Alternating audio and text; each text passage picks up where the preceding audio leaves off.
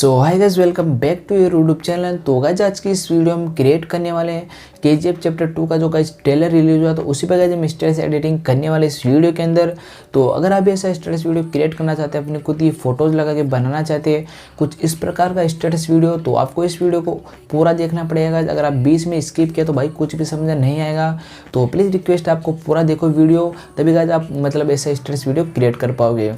तो आपको guys all material इस वीडियो को डिस्क्रिप्शन बॉक्स में मिल जाएगा, तो वहाँ से आप डाउनलोड कर सकते हो फ्री के अंदर। तो चलिए आज का वीडियो कर लेते हैं।